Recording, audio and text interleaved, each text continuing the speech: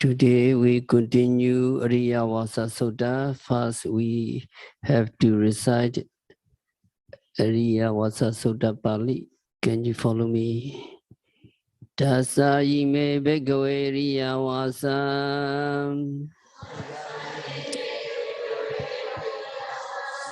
Yeriya Avasensuva Avasandiva Avasesandiva Kadame Dasam Ida Bhagave Bhikkhu Pinjinga Vepino Hodi Chalinga Samanagado Ekareko Chatura Pasino Panona Vijega Sijo Samawaya Satisano Anawila Singapore Pasada Gaya Singaro Suimoda Jada Suimoda Vinyo. We recite together. Tassa ime bhagave Ariyavasa Yeriya Avasensuva Avasandiva Avasesandiva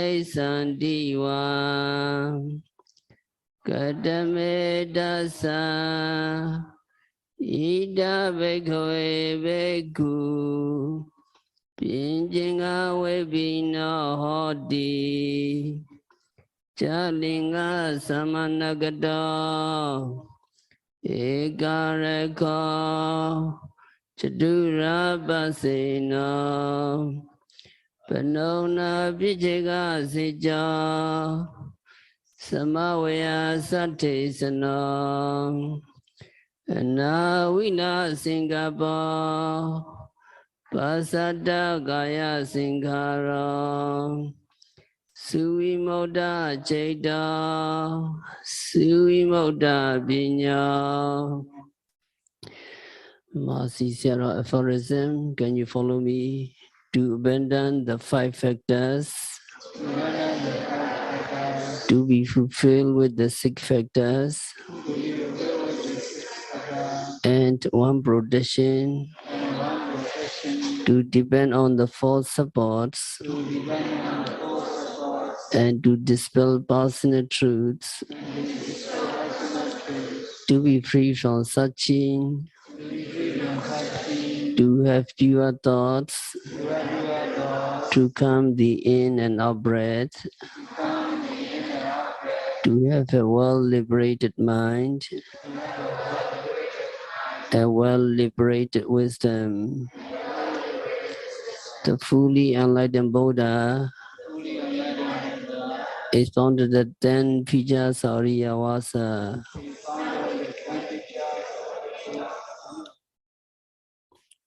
So 10 Ariyavasa, and we need to depend on 4 supports. 4 supports are to use one, to endure another, to avoid one, and to dispel one. After depending on 4 supports, yogi tried to develop mindfulness, ekareko. And then yogi have to encounter 5 mental hindrances. Buddha described these 5 factors by asking the question, Katinja Bhikkhve Bhikkhu Pinjinga Vepino Hodi. Bhikkhus, how has a bhikkhu practitioner abandoned 5 factors? Then Buddha answered, Ida bhikkhve bhikkhuno kamicchando bhino hoti pyavado bhino hoti tinamaitam bhina hoti odija gogoja bhina hoti vijikaja bhina hoti. Here, a bhikkhu practitioner has abandoned sensual desire, ill will, sloth and torpor, restlessness and remorse, and skeptical doubt. It is in this way that a bhikkhu practitioner has abandoned 5 factors.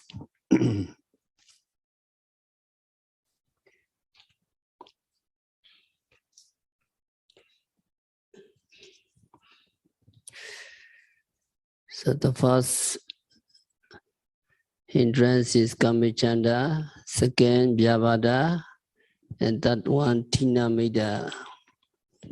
Today we continue to listen tinamida.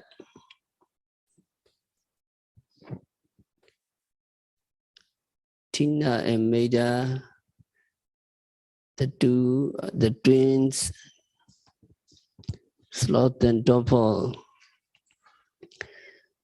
Sloth and torpor always arise together. We call them sleepiness, laziness, dull, inactive.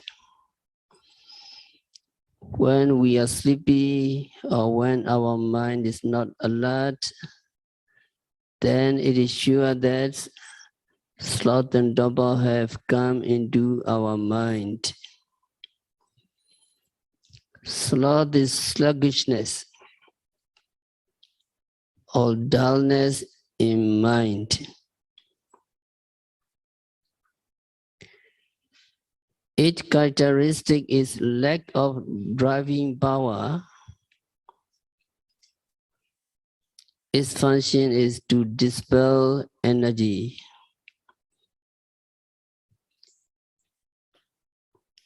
When sloth and torpor come, it will dispel our energy. It is manifested as the sinking of the mind. The mind is sinking. What is the proximate cause? The proximate cause of tina is unwise attention to boredom, drowsiness, etc.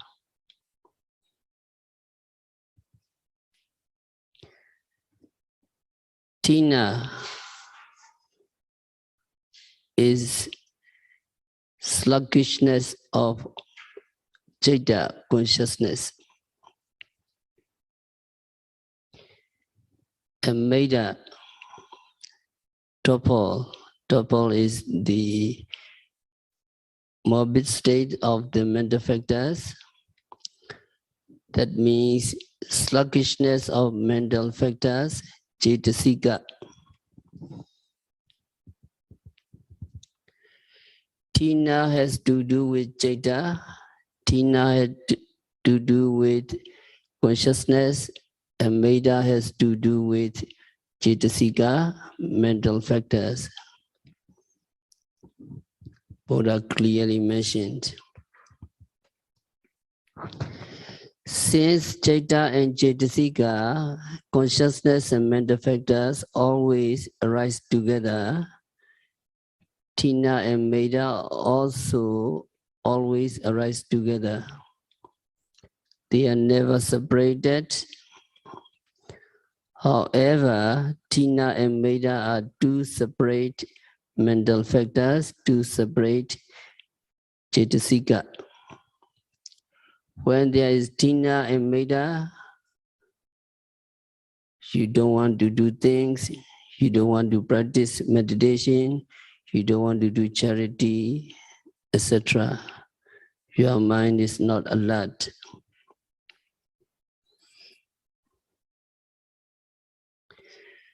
Its characteristic is said to be unwieldiness. Its function is to smother or to envelope Vijnana and Dwara. So its function is to envelope your eye consciousness, eye sensitivity, so you don't want to open your eyes. It is Meda. The function is to envelope your consciousness and sense door. So it is manifested as drooping or as nodding and sleepiness. Its proximate cause is the unwise attention to drowsiness and boredom, etc. Sloth and torpor always occur in conjunction, and they are opposed to your energy. When you have energy, sloth and torpor cannot come into your mind. If you have energy, you do not feel sleepy, you are awakened. Sloth is identified as sickness of consciousness. In Pali, it is called Citta Gilinya. And torpor is identified as sickness of mental factors. That is Kaya Gilinya in Pali. As a pair, they constitute one of the 5 mental hindrances, which is overcome by initial application vitaka.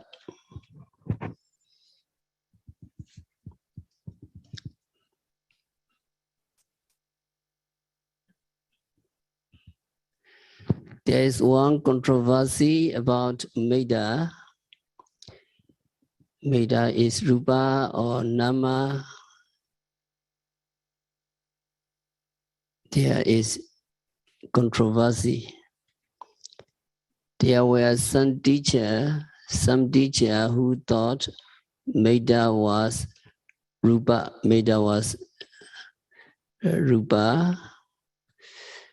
There is a book called Vimoti Mega. Vimoti Mega is considered to be older than the Visuddhi Mega. In the Visuddhi Mega, Vimoti Mega, Meda is mentioned among the material properties. Meda is mentioned as material qualities, not as mental qualities. Vimoti Mega is said to belong to one sex in Sri Lanka. Some teachers say that this Meda is Rupa, sensual desire, evil, etc., was included in those which should be eradicated. In Abhidhamma, there are dhammas which are to be eradicated by the first enlightenment, Sotabati Mega. Among them, Meda is mentioned. Since Meda is mentioned among those which can be eradicated, Meda is not Rupa, because Rupa is said not to be eradicable. Since Meda is included in those that can be eradicated, Veda cannot be rupa. Veda is nama. Veda is mental factors.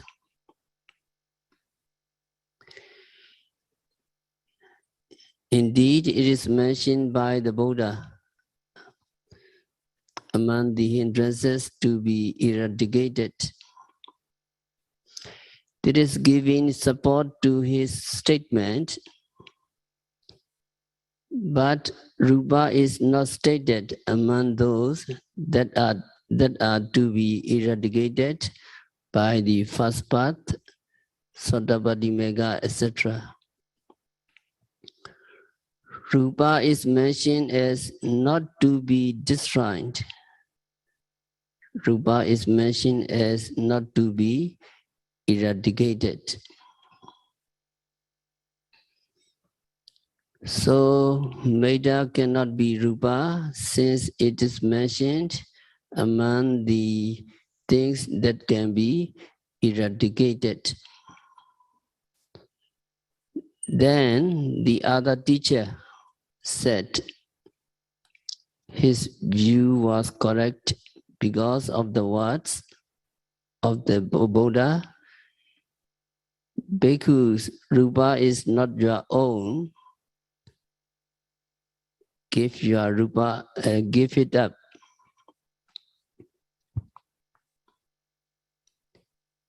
So the Buddha said, Bhikkhus, rupa is not your own. Material properties are not your own. Give it up. And the other teacher picks up that sentence, that statement of the Buddha. And then that other teacher argued against those who take Metta to be nama. Since the Buddha said, rupa is not your own, give it up. There seems to be an indication that rupa can be eradicated. It is a dialogue. The other teacher also based his argument on the words of the Buddha. Buddha said, rupa is not your own, so give it up. Give up your material properties, material bodies. Then let us say there is the other teacher and our teacher. Vimoti Mega and Vimoti Visuddhi Mega teachers. The explanation given by our teacher is that what the Buddha meant there is not to give up rupa, but to give up attachment to rupa. Attachment to rupa, attachment to material body is meant when Buddha said, give it up. The eradication of attachment, which has rupa as an object, was meant there. What the Buddha meant was not to give up rupa, not to give up material body, but to give up your attachment, which takes rupa as an object. That is why it was said there, Buddha continued by saying, throw away attachment to that rupa and so on in the same discourse. It is very important that when we read something that we read the whole thing and not just a portion of it and then make our conclusion.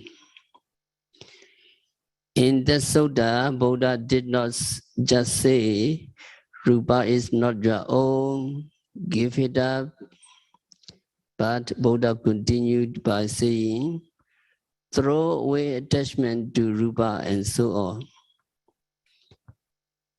What is meant there is not to give up Rupa, but to give up attachment, which takes that Rupa as object.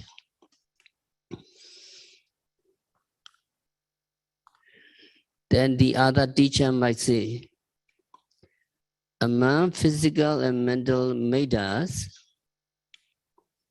they took it that there were two kinds of meta. One is Rupa meta and the other is Nama meta. One physical tuple and one mental tuple. Among these two metas, mental meta is meant or mental meta is preached there in that passage. There is still another meta, which is Rupa, is what they would say. Then our teacher answered, no, because it was not specifically said that mental meta was meant here. Buddha did not use the words mental meta. Buddha used just meta. Since just meta was used without specification, we cannot say there are two metas and that mental meta was meant there. Our teacher answered in this way. Then our teacher continued, it is possible to infer that meta which you take to be Rupa is like mental meta, a hindrance because it is meta. Since it is called meta, a meta is included among the mental hindrances, nivarana. Mental hindrances are those that are to be eradicated. So it is a hindrance.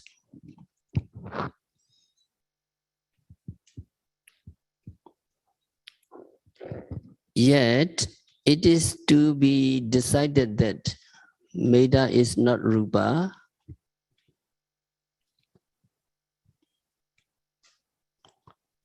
because it was mentioned as a co-associate. It is another reason given by our teacher. Meta is said to be a co-associate. It is associated with consciousness. It is associated with other mental factors. This co-association is mentioned of mental aggregates only. Only the mental aggregates, only the mental states, only the consciousness and mental factors are said to co-associate. Mind is not said to co-associate with meta, or meta is not to be co-associated with mind. So meta is not Rupa because it is mentioned as a co-associate. It was mentioned as a Cetasika, mental factors. Then the other teacher asked about Arahants. Arahants going to sleep, is that not Tina and Meda? The answer is sleep of Arahant, who are free from mental defilements, is caused by the fatigue of their physical body. When arahants go to sleep, it is not because of tina and meda. The arahants have eradicated tina and meda, sloth and torpor altogether.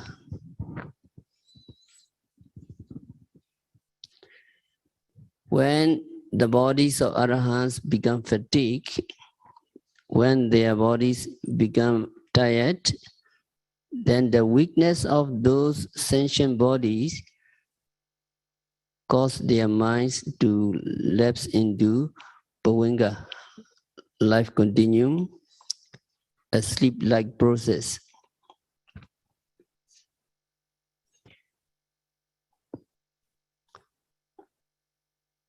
When there comes Pawenga, life continuum, there's no witty process. So it is a sleep-like process. So it is a series of sleep-like consciousness owing to the fatigue and weakness of their physical bodies. The minds of these arahants lapse into life continue. Pawenga. That is what we call the sleep of arahants and Buddha. When the arahants go to sleep, they do not go to sleep like we do.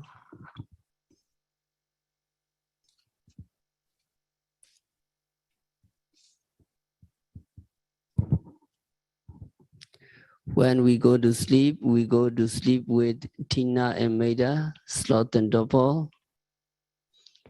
Tina and meda, sloth and torpor come to us, we surrender to them. Sloth and torpor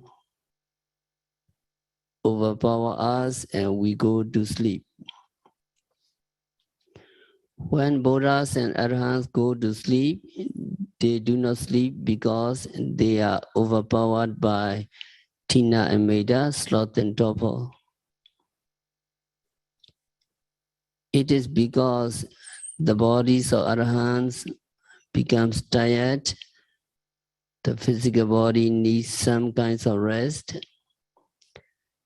The sleep of Arhants is not caused by tina meda.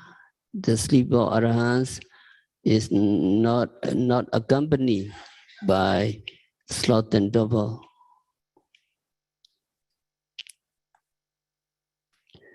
So you cannot say meda is rupa. It is the opinion of the majority of our teacher in the ancient days. According to Theravada Abhidhamma, meda is not rupa, meda is not physical, meda is a mental factors. It is included in the mental factors that accompany wholesome types of consciousness.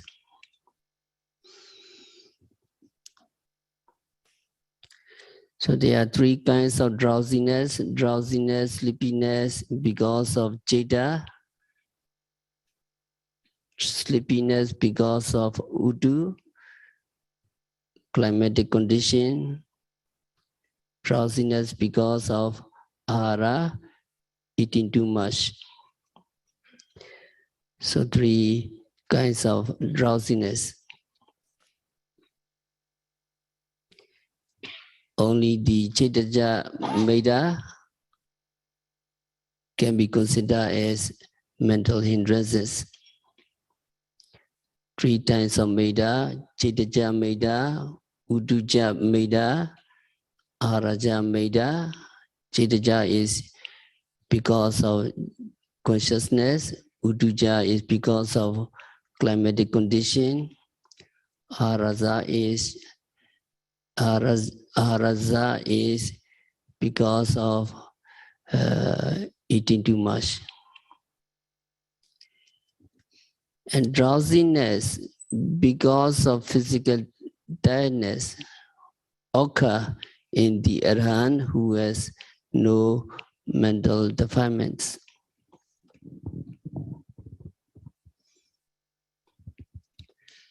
So at one time,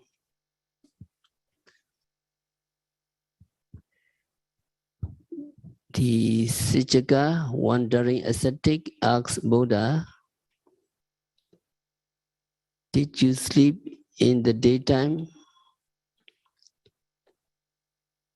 And Buddha answered,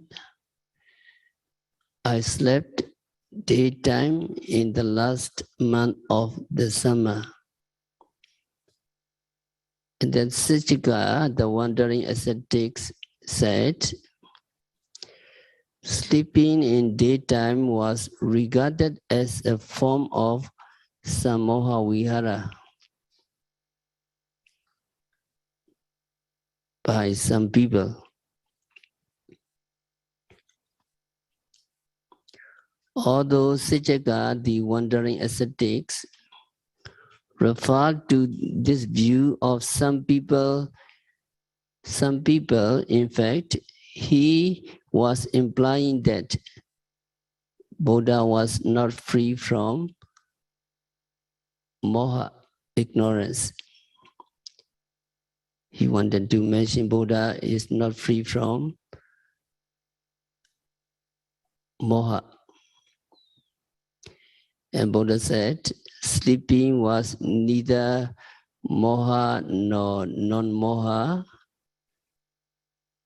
that one who is not free from mental defilements may be in moha, ignorance.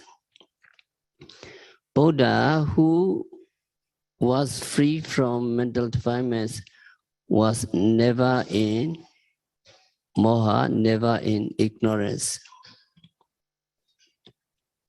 So even Buddha slept, and this shows that desire to sleep because of physical tiredness is not to be described as nivaranathinamida, sloth and double of mental hindrances. And temporarily to abandon these sloth and double, Masatipatthana Sutta mentioned that yogi have to practice moderation in eating, then they can be able to abandon sloth and double. Another thing is changing the postures when they feel sleepy, while they are sitting, while they are practicing sitting meditation, they may change their postures, they may stand up and practice standing meditation, note very attentively standing, etc.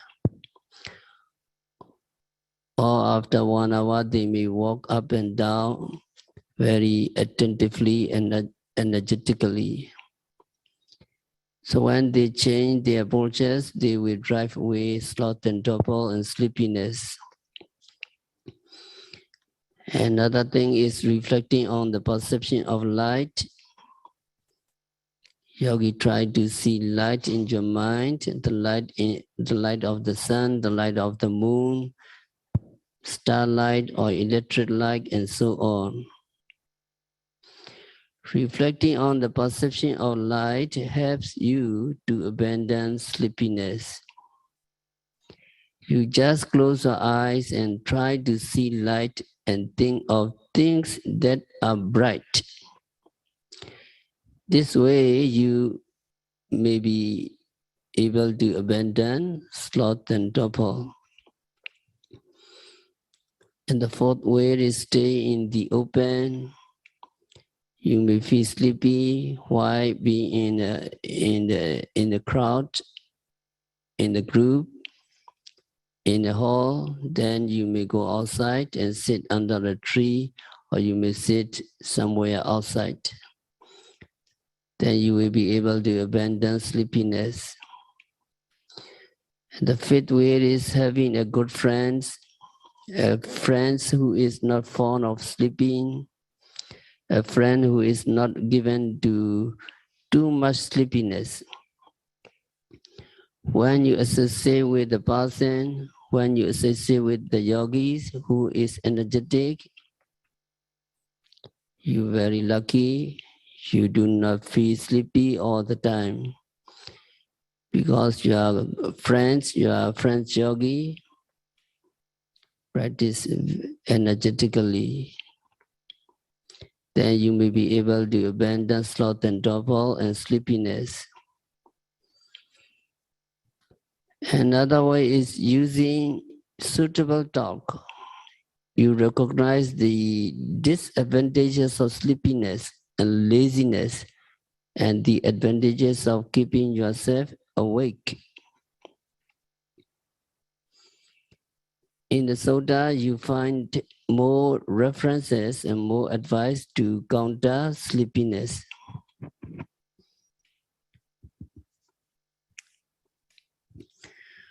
You know Venerable Mahamoggallana very well. Venerable Mahamoggallana was one of the two chief disciples of the Buddha. Venerable Mahamoggallana was the most developed in the field of psychic powers. Before he reached arahanthood, while Mahamoggallana was practicing meditation, he was overcome by sleepiness. He just nodded and nodded. He could not keep his mind on the objects of his meditation. And Buddha knew this. Through his supernatural powers, so Buddha showed himself to Mahamoggallana and advised him how to fight sleepiness.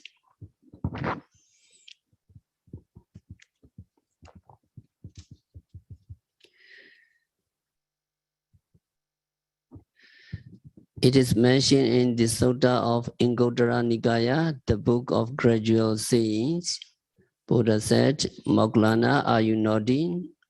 Are you nodding? Buddha asked, and Moggallana said, Bande, yes, I'm sleepy. Then Buddha said, well, Moggallana, whatever thoughts of drowsiness before you, you should not pay any attention to such thoughts. You should not dwell on such thoughts of drowsiness. By doing so, it will be possible that your drowsiness will vanish. So when you think of something that causes sleepiness, yogi should avoid the thoughts of sleepiness, laziness. That is advice number one. Another one is, if by doing so, drowsiness does not vanish, then you should reflect upon the teaching that you have heard and learned. You should ponder over this teaching and examine them closely in your mind. By doing so, it is possible that your drowsiness may vanish. That means you should think of the Dhamma. You have learned and think of the Dhamma you have heard about. That means you develop some kinds of curiosity about the Dhamma or have some reflection on the Dhamma.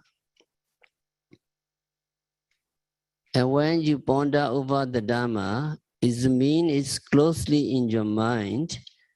You will become alert again and you will be able to drive away sleepiness or drowsiness.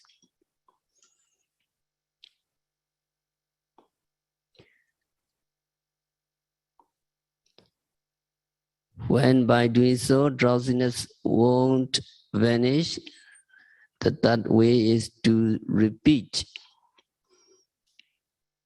in detail the teaching you have heard and learned. That means you will recite them. You're very familiar with Mahasatipatthana, Odisabali, Metta Bhavana, etc. When you have learned something by heart, you recite it. Through the recitations of whatever you have learned, you may be able to drive away sleepiness.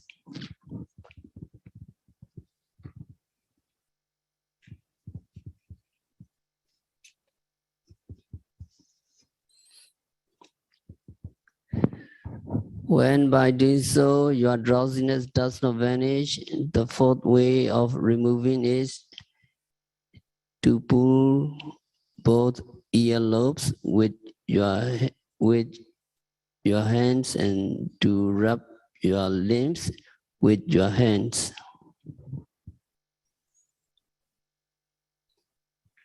You pull your ears and rub your limbs to become alert. By doing so, it is possible that drowsiness may vanish. When by doing so, drowsiness state does not vanish, the fifth way is to get up from your seat and wash your eyes with water, with cool water. You should look around in all directions. By doing so, it is possible that your drowsiness may vanish.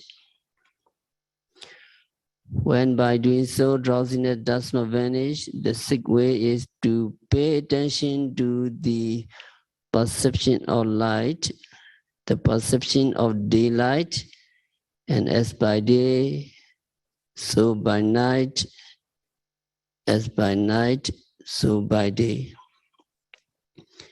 That means even when it is night, you think of night as day and think of it as light. By doing so, you may be able to drive away sleepiness. Thus, with your mind clear and unclouded, you can cultivate your mind and fill it with brightness. By doing so, it is possible that your drowsiness will vanish. When by doing so, drowsiness does not vanish, and when your senses are turned inward, and your mind not straying outward, the seventh way is to walk up and down. So when you feel sleepy, you get up and do walking meditation attentively. Being aware of going back and forth, you take note of your every steps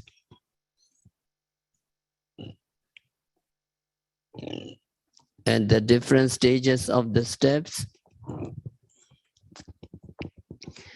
By walking up and down and being aware of going back and forth, you can drive away sleepiness. It is possible that your drowsiness may vanish.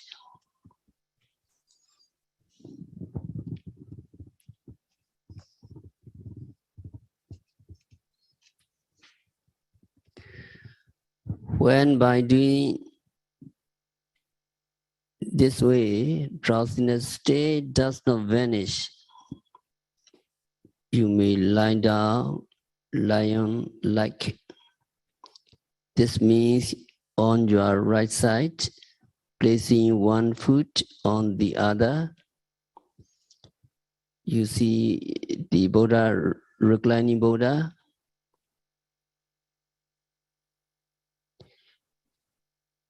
placing one foot on the other, clearly aware of what you are doing and keeping in mind the thoughts of rising. You can say, I will wake up at such and such a time in the morning. So when you want to wake up in the early morning without an alarm, you make a decision before you go to sleep. I will wake up in the early morning early. When you have something to do in the morning, which is really important, you will wake up at the right time because you have made up your mind that you will wake up at that time. So here 2 months retreat, you train very well to wake up early morning. Some wake up very, very early to practice meditation, walking meditation. You really do wake up at the time, keeping in mind the thoughts of rising, mean making up your mind to wake up in the morning at a certain time. When waking up, you should get up quickly, no snooze alarm. The moment you hear the alarm, you must get up thinking, I must not indulge in the comfort of resting and reclining. That is the pleasure of sleeping. In this way, you may be able to drive away drowsiness and sleepiness.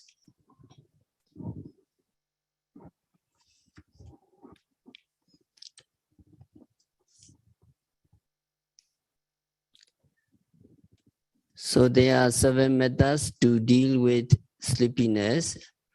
The last one, lying down, lying like, is just graceful surrender to sleepiness. One of these 7 methods will be right one for the yogis.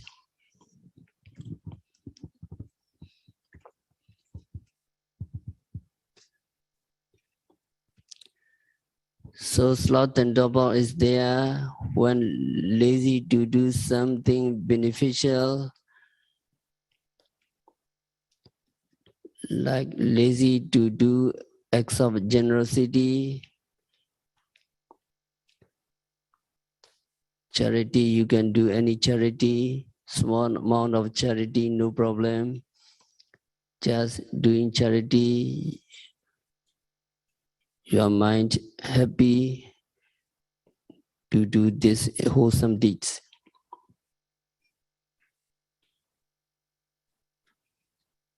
And some lazy to undertake moral precepts,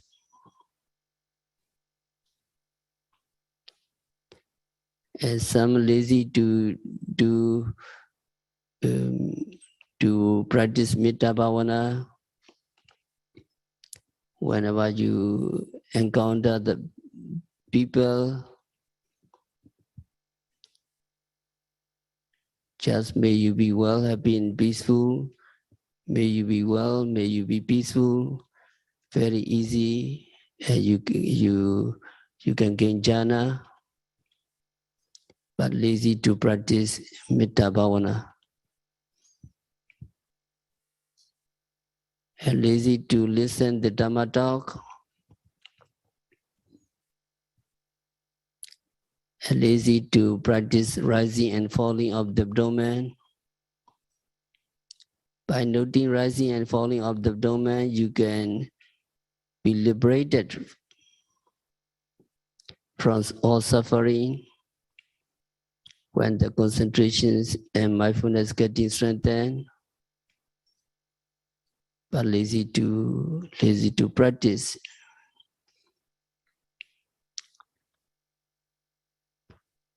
So some people practice meditation but not energetically and wholeheartedly.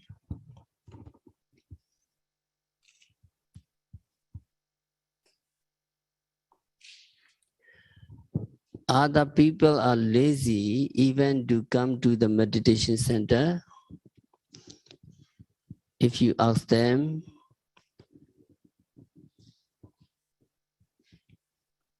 they would say they want to be liberated from suffering, they want to be liberated from aging, sickness and death. They want to attain nirvana, but they are lazy to practice meditation. Vipassana meditation is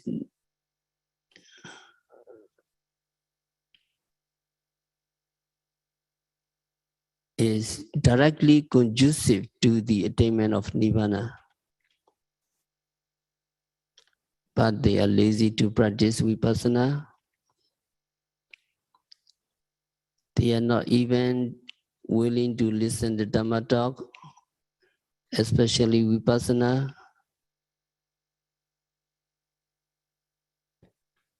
Lazy to listen. Some people love to listen to talk, but they are lazy to put into practice. Other people come and practice, but not effectively because they are lazy. Like 1 month, 2 months, no idea. Lazy to practice 1 month, 2 months. So that is how sloth and double or laziness forms an obstacle to the spiritual attainment. Sloth and double is compared to a jail where criminals are imprisoned. Prisoners do not have the opportunity to enjoy their entertainment at cinemas, theaters, and other places. Normal people can go freely. Normal people are at liberty to take money and recall their enjoyments like cattle chewing the cud. They delightfully share with each other their experience of wonderful entertainment, recalling how pleasantly the music is played, how melodiously the actors speak, how charming the singer is, how beautiful the dancers are, and so on. Normal people delightfully share with each other their experience. In this way, normal people enjoy the several kinds of entertainment, comedy, thrillers, tragedy, or whatsoever. But a prisoner cannot go freely. Prisoner cannot get a chance to enjoy such entertainment. Prisoner cannot take much delight in the entertainment.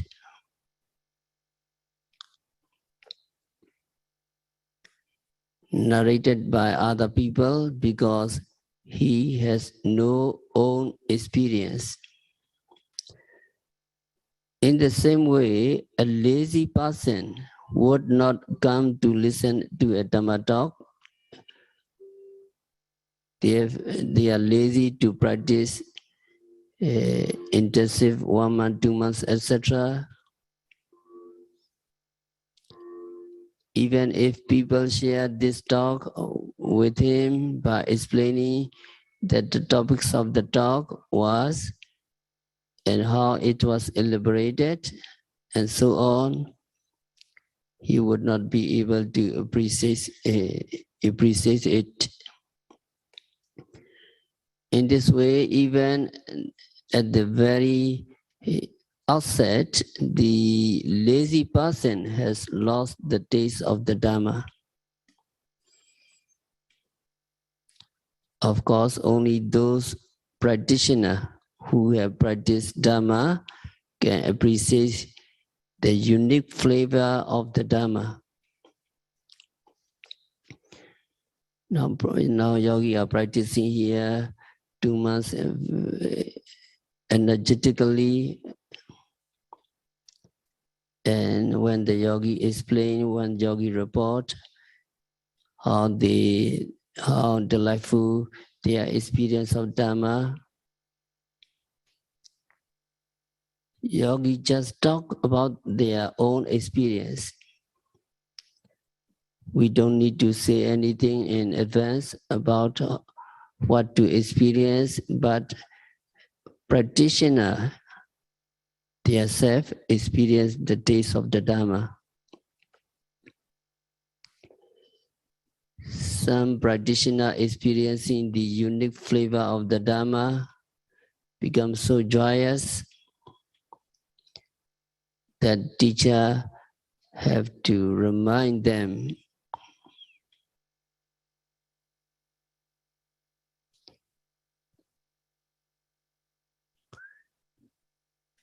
enjoying the Dhamma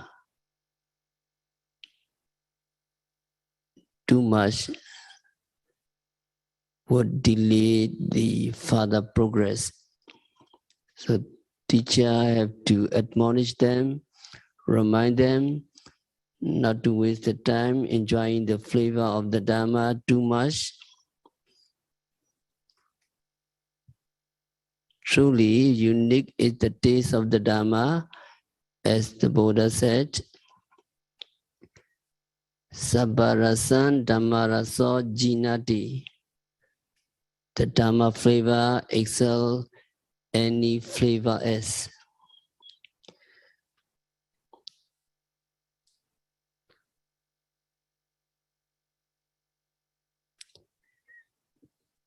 So there are different kinds of flavor on earth.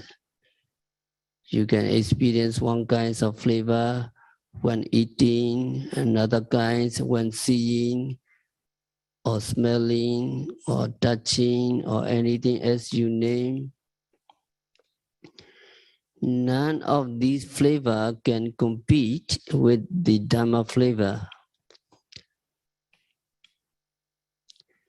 At one time, one yogi reported her unique experience of Dhamma flavor. The Dhamma flavor cannot be compared to any flavor else on earth. The yogi said she had enjoyed many different kinds of flavor in her life, like flavor of her successful business, flavor in her marriage, flavor in her vacation, and so on. Then she reported inspiringly that she had found the Dhamma flavor itself any flavor else.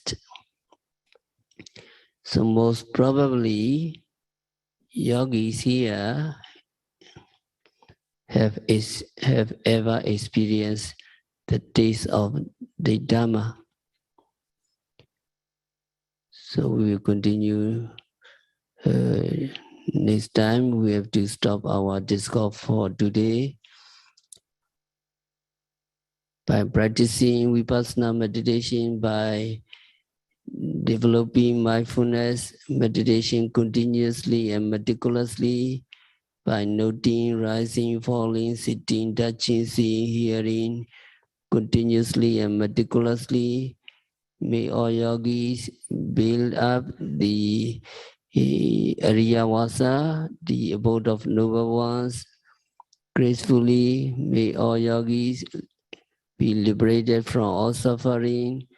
May all yogis realize the real peace in the very near future.